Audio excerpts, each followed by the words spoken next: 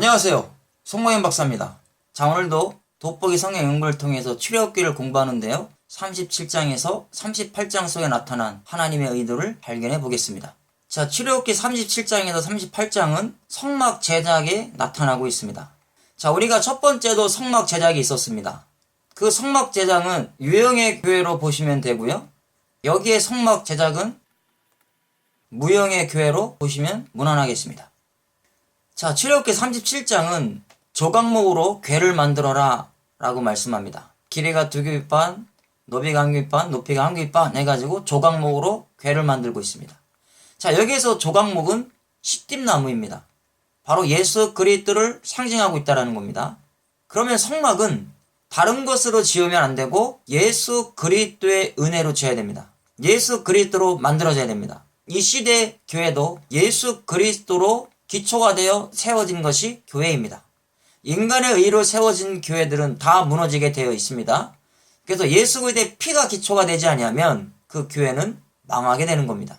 출애굽기 38장에는 성막에 들어갔던 모든 것들, 재료의 물목들을 하나하나 다 계산하라라고 말씀하고 있습니다. 자, 하나님은 마지막 때가 되면 이 세상의 유형의 교회 것들을 다 정리하시고 무형의 교회의 생명들을 한 명 한 명 숫자를 셀 때가 오게 될 것입니다. 그래서 계시록에도 보면 하나님께서 14만 4청을 입맞게 해주신다는 겁니다. 자, 우리가 이것을 구속사 관점으로 보겠습니다. 자, 첫 번째 유형의 교회에서 성막을 제작했을 때는요, 사람들이 금송아지를 만들었습니다. 유형의 교회는 금송아지를 섬기는 자들과 성도들이 함께 섞여 있다는 겁니다.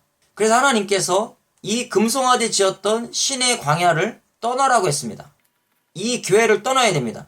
자, 이 교회를 떠나려면 무엇이 필요합니까? 두 번째 돌판인 새 언약이 필요했습니다.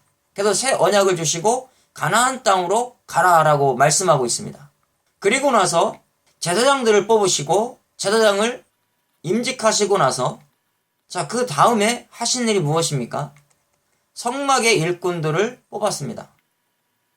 새 언약의 일꾼을 뽑으시고 다시 성막을 제작하시는데 이 성막은 유형의 교회가 아닌 무형의 교회를 상징해주고 있는 겁니다. 새 언약의 일꾼들은 무형의 성막을 짓고 있다라는 것을 알 수 있습니다. 그럼 무형의 성막이 무엇일까요? 바로 구원받은 백성 한 명 한 명이 무형의 교회입니다. 그럼 이것은 복음을 전파해서 구원받게 만드는 겁니다. 예수 그리스도의 사람 되게 만드는 것이 바로 성막을 제작하고 있는 겁니다.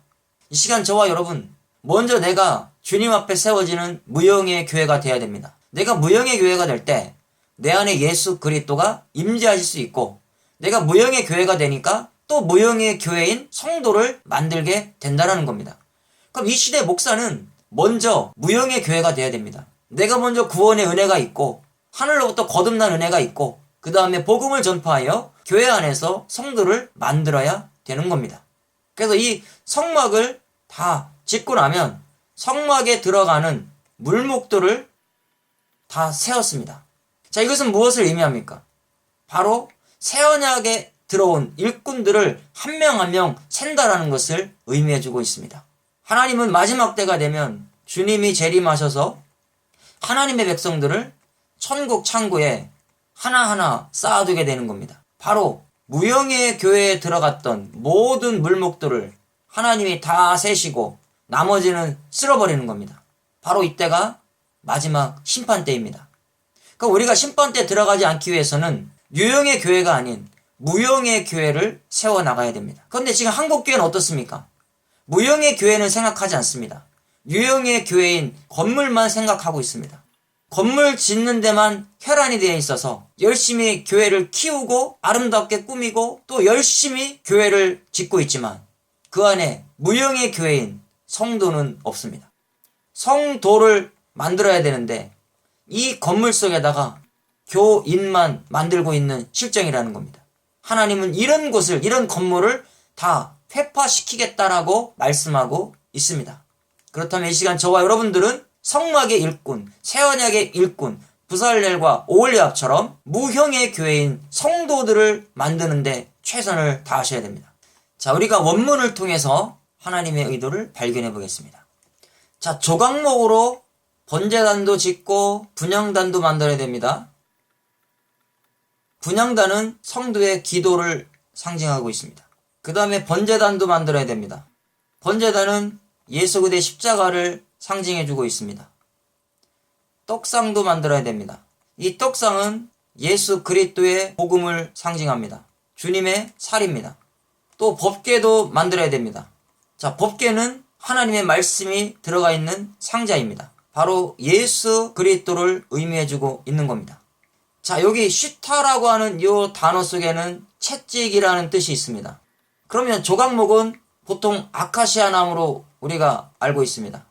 이 아카시아 나무는 채찍이라는 의미를 가지고 있는 것처럼 예수 그리스도의 십자가의 고난을 상징해주고 있습니다. 바로 성막은 예수 그리스도의 십자가의 고난으로 세워지는 것이 성막이고 이 시대에는 교회인 겁니다. 자, 이렇게 교회를 짓고 나니까 새 언약의 일꾼들이 그 안에서 살아나게 됩니다. 그 다음에 하나님은 파카드, 물목들을 다 세워 놓아라 그랬습니다. 자, 여기 보면 요거는 분사 수동이라는 문법입니다. 자, 수동태로 되어 있습니다. 수동태는 어떤 의미입니까? 다른 곳에서 세워지는 겁니다. 그러면 성막 물품들이 사람에 의해서 세워졌다라는 의미가 있는 겁니다. 그럼 이 얘기는 무슨 얘기겠습니까? 바로 무형의 교회에 들어있는 사람들을 하나님께서 한 명 한 명 세신다라는 겁니다.